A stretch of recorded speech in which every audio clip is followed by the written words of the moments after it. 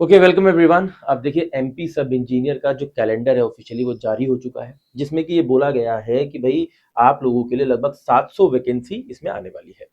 अब इम्पोर्टेंट बात ये है कि आपको इसके बारे में सारी डिटेल्स पता होनी चाहिए कि इससे पहले कि आप एमपी सब इंजीनियर के लिए प्रिपेयर करना शुरू करें।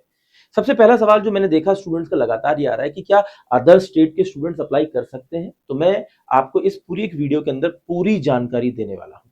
ठीक है, तो इसको थोड़ा समराइज कर देते हैं। देखिए, सबसे पहली बात तो इसमें ये चर्चा हुई है कि भाई आप लोगों के लिए 700 वैकेंसी आएंगी, लेकिन ये सही नंबर नहीं है। हमेशा एक चीज रही है एमपी के कैलेंडर के अंदर कि जितनी वैकेंसीज ये बताते हैं उससे ज्यादा निकालते हैं। एक दूसरा कि सोर्सेज ये कहती हैं, हमारे पास कुछ ऐसे भी लोग हैं जो जानकारी हमें दे पा रहे हैं, और हर एग्जाम में ऐसा नहीं होता है, लेकिन इस एग्जाम में ऐसा है। ठीक है, और जिसमें कि इनका कहना है कि लगभग टोटल 1100 वैकेंसीज आएंगी और इसका कैलेंडर आपको सितंबर के महीने में देखने को मिलेगा। यानी कि सितंबर में इसका कैलेंडर आ जाएगा और 1100 वैकेंसीज के आसपास देखने को मिलेंगे, जिसमें कि आपकी उपयंत्री की वैकेंसीज है, यानी कि सब इंजीनियर की वैकेंसीज है। अब यहां पर इंपॉर्टेंट बात क्या है कि इसका जो एग्जाम सिलेबस है, ठीक है ना, उसके अंदर दो पार्ट्स है, एक नॉन टेक का पार्ट है, एक टेक का पार्ट है। नॉन टेक के पार्ट में 100 क्वेश्चन होंगे, टेक के पार्ट में भी 100 क्वेश्चन होंगे। ठीक है, नॉन टेक के पार्ट में भाई जनरल नॉलेज भी आएगी, हिंदी आएगी, English, mathematics, science, reasoning, computer knowledge, basics of computer. इसमें इंपॉर्टेंट बात क्या है कि जब स्टेट स्पेसिफिक पेपर आता है तो उसमें बच्चों की चिंता ये रहती है कहीं ये यहाँ पर मध्य प्रदेश स्पेसिफिक जीके तो नहीं होगी। तो मैं आपको बता दूं, इसमें जो जीके का पार्ट है मध्य प्रदेश वाला, लगभग इसमें 3 क्वेश्चन, बहुत ज्यादा कभी आ जाए तो 4 क्वेश्चन आते हैं, और लगभग जीके के टोटल 14 क्वेश्चन होते हैं। ठीक है ना, हर एक पार्ट के आप लगभग 14 क्वेश्चन इसमें मान सकते हैं कि होते हैं। ठीक है ना, जो कि इनका टोटल लगभग 100 बनाता है। एक आध क्वेश्चन किसी एक आध सब्जेक्ट का कम ज्यादा हो सकता है। ठीक है ना, लेकिन एवरेज 14 नंबर का एक सब्जेक्ट इसमें रहता है, यानी कि 14 क्वेश्चन आपको नॉन टेक वाले पार्ट से मिलेंगे हर एक हिस्से के।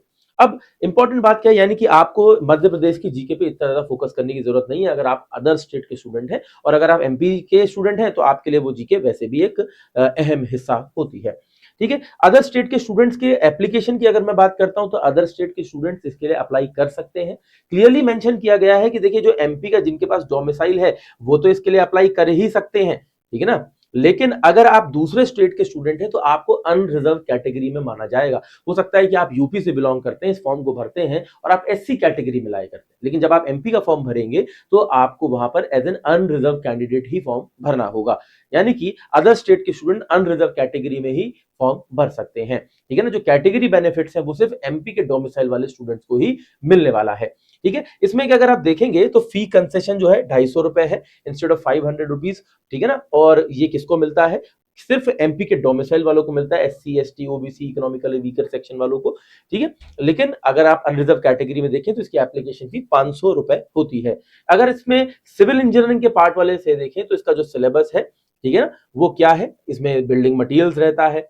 ठीक है ना, बिल्डिंग मटेरियल्स एक मेजर सब्जेक्ट है इसके अंदर। फिर सर्वेइंग आ जाता है, फिर स्ट्रेंथ ऑफ मटेरियल्स आ जाता है, थ्योरी ऑफ स्ट्रक्चर जिसमें आरसीसी, स्टील, फिर concrete, soil mechanics, fluid mechanics, irrigation, transportation, environment estimation, construction management and contract, यानी कि एस्टिमेशन, कॉस्टिंग एंड वैल्यूएशन आ जाता है पूरा। इसमें जो एक चीज एक्स्ट्रा ऐड हो जाती है वो है ऑटो कैड और कंप्यूटर एप्लीकेशन। तो बेसिक्स ऑफ कंप्यूटर जो आपका नॉनटेक वाले पार्ट में था वो ऐड हो जाता है, और ऑटो कैड यहाँ पर जो कि आपको कई एग्जामों में देखने को मिलता है वो ऐड होता है। बाकी लगभग एसएससी जेई जैसा इसका लगभग पूरा सिलेबस है। ठीक है, हालांकि एक चीज और भी इसमें साथ साथ ऐड कर देता हूं। ठीक है, देखिए जितनी भी इंपॉर्टेंट इंफॉर्मेशन मैं आपको देते हुए चल रहा हूं, अभी मैं इसका प्रीवियस ईयर पेपर भी आप लोगों को करवाऊंगा। ठीक है, तो एप्लीकेशन फी का मैंने पूरा एक टेबल बनाकर दे दिया और ये आपको मेरे टेलीग्राम ग्रुप से मिल जाएगा। जो भी बच्चे मेरा टेलीग्राम ग्रुप ज्वाइन करना चाहते हैं वो चैनल को पहले तो सब्सक्राइब कर लेंगे, और फिर यहाँ पर आप देखेंगे तो लिंक्स दिए गए हैं, आप मुझे फॉलो कर सकते हैं ऑन टेलीग्राम।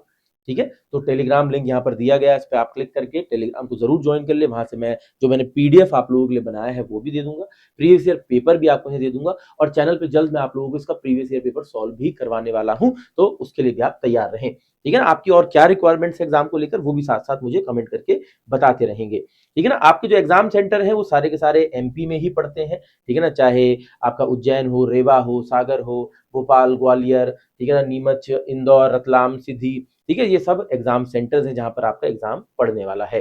ठीक है, तो ये कुछ इंपॉर्टेंट पॉइंट्स हैं। अच्छा, इसमें एक इंपॉर्टेंट पॉइंट क्या है कि इसमें आप कम से कम 18 साल की उम्र से अप्लाई कर सकते हैं, मैक्सिमम 40 साल की उम्र, फिर एज रिलैक्सेशन के बेसिस पर वो 40 से 45 साल जा सकती है। ठीक है ना, कुछ कुछ ऐसे डिपार्टमेंट भी होते हैं, ठीक है ना? जिनमें कि मतलब कैटेगरीज़ हो सकती है जिसमें कंबाइंड कैटेगरी है तो उसमें 1 आध साल का एडिशनल रिलैक्सेशन देखिए रिलैक्सेशन का आइडिया आपको जिस भी कैटेगरी से आप बिलॉन्ग करते हैं पहले से रहता है। फिर भी कोई कन्फ्यूज़न हो कमेंट करके पूछ लीजिएगा, मैं अगली वीडियो में आप लोगों के लिए एक्सप्लेन कर दूँगा, ठीक है? और ये पूरा पीडीएफ जैसे कि मैंने बताया आपको टेलीग्राम ग्रुप में मिल जाएगा, ठीक है? तो लगभग मैंने जो इम्पोर्टेंट सारी जानकारी है वो आपको इस एक वीडियो में दे दी है।